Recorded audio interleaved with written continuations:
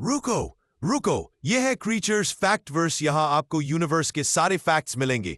क्या आपको पता है आज वर्ल्ड सी टर्टल डे है? आपने टर्टल नाम सुना तो होगा। अगर आपने सुना है तो मुझे कमेंट्स में बताइए कि आपने ये नाम कहां से सुना था।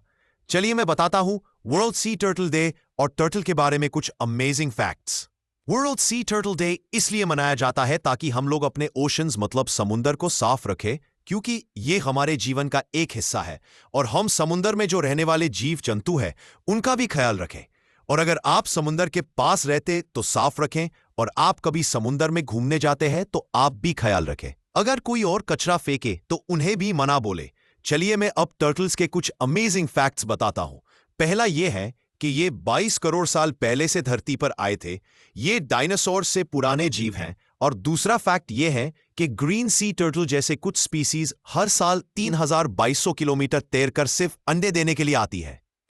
और इसका तीसरा फैक्ट यह है कि ये टर्टल्स अर्थ के मैग्नेटिक फील्ड को देख सकते हैं और इससे दिशा पता कर सकते हैं। और इसका फोर्थ फैक्ट यह है कि जो टर्टल होते हैं वो 1000 टर्टल्स के एग्स में से एक ही जिंदा बच पाते हैं, क्योंकि इनके एग्स फुटने के बाद कई शिकारी जानवर इनका शिकार कर लेते हैं, जैसे केकड़े, पक्षियां और कुछ मछलियां भी इनका शिकार कर लेती है।